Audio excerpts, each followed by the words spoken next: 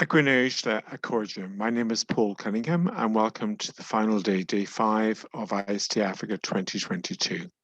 We've had a very diverse range of presentations and a lot of interactive participation over the last 5 days. And it's my great pleasure to welcome my friend and colleague, Daan Toit, to make some closing remarks.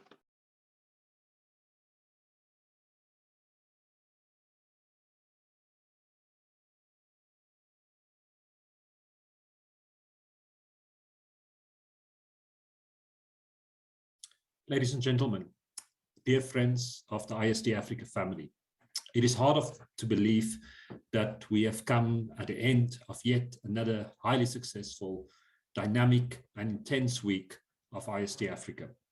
My name is Daan Toit and I am the Deputy Director General responsible for international cooperation in the South African Department of Science and Innovation.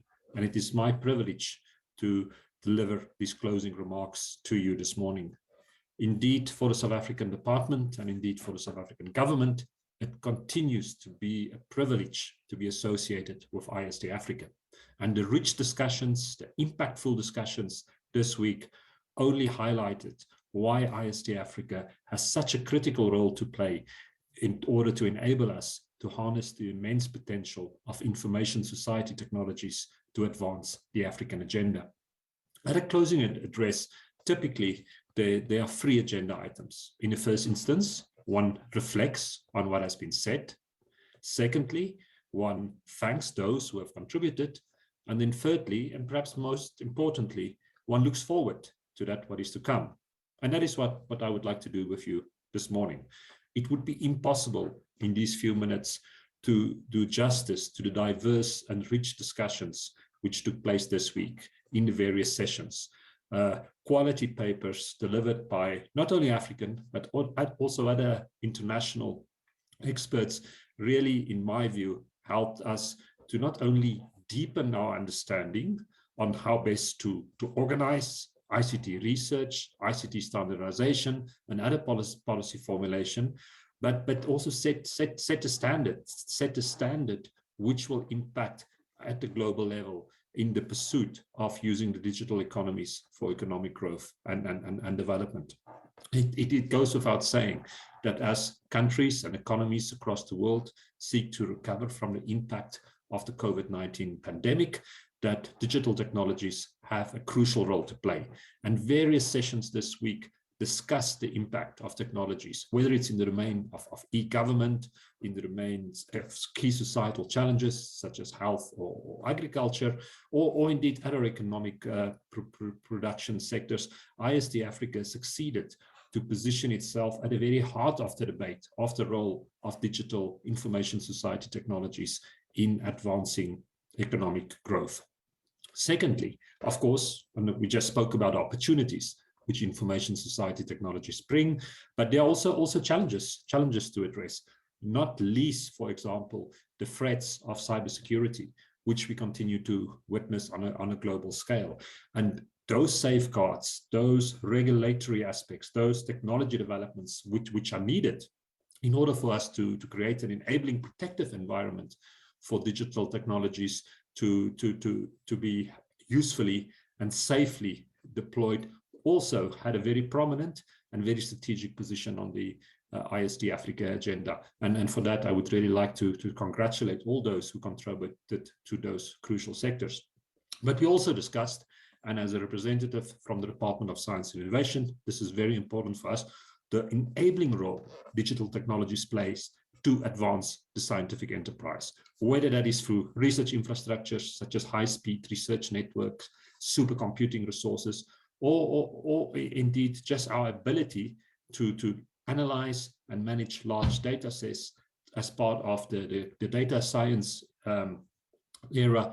These all again featured, as it's done historically, strategically on the IST-Africa agenda, which just serves to underline and highlight why the impact of IST-Africa is not only in the specific domain of digital technologies, of ICT, but indeed for African science as a whole.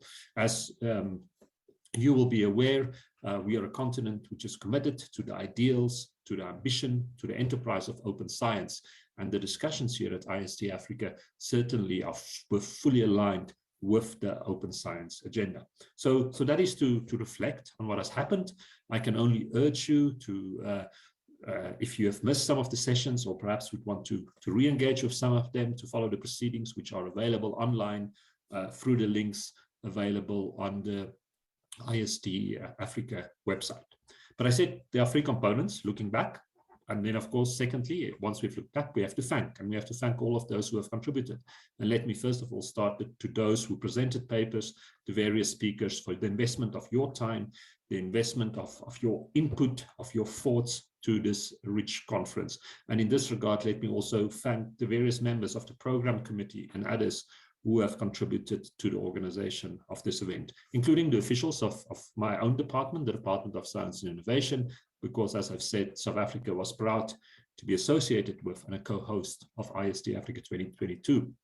They work behind the scenes, but behind the scenes is really not doing justice to what they're doing, because they're the heart and soul of IST-Africa. And I'm sure all of you who knows IST-Africa well would agree with me. We would be amiss not to acknowledge and appreciate and salute the immense role of Paul and Miriam Cunningham, not only for this year's event, but for now coming close to 2 decades, to contributing to the advancement of information society technologies in Africa, and not only in Africa, for global collaboration in this crucial domain. So Paul and Miriam, thank you very much for everything you've done, and it continues to be a pleasure and an honor for South Africa to work with you.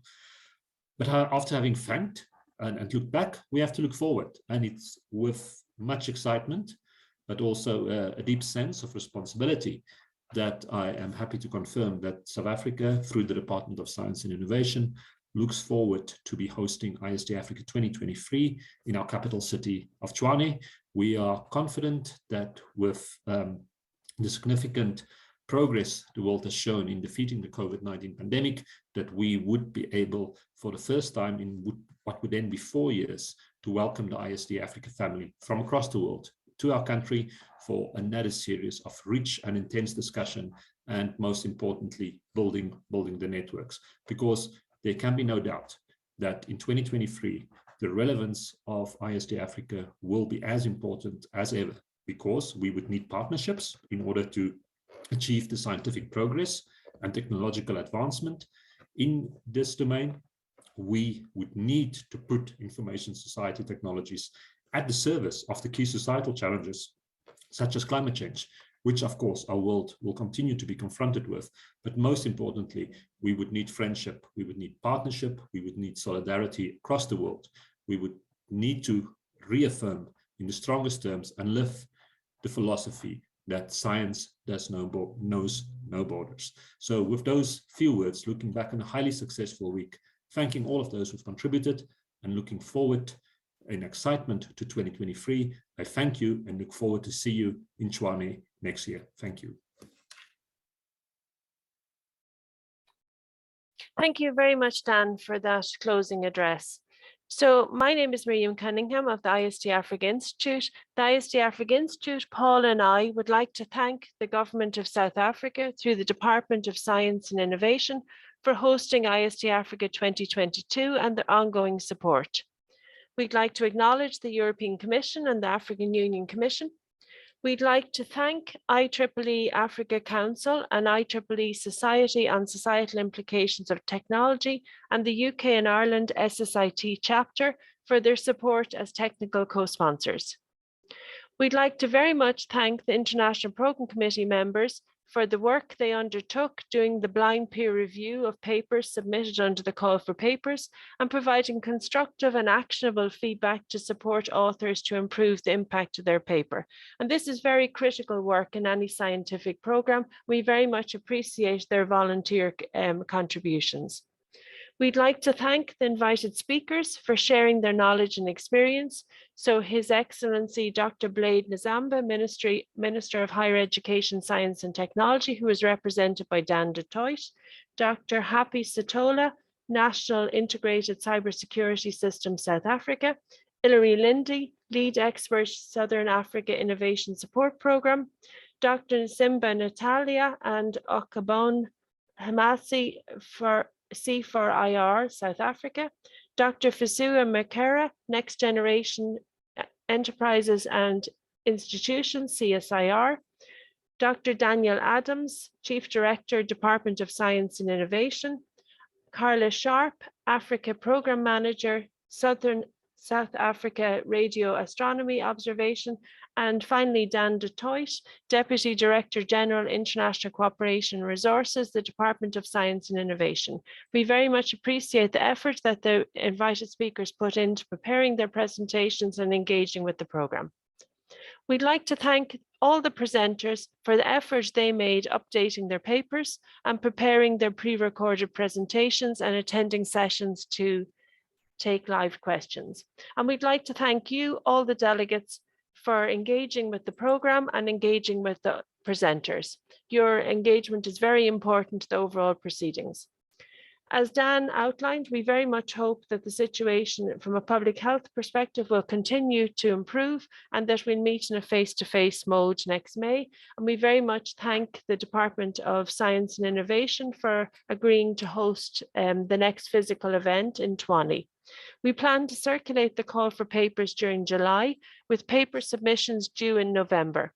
And we invite prospective presenters to start thinking now and preparing their papers for submission.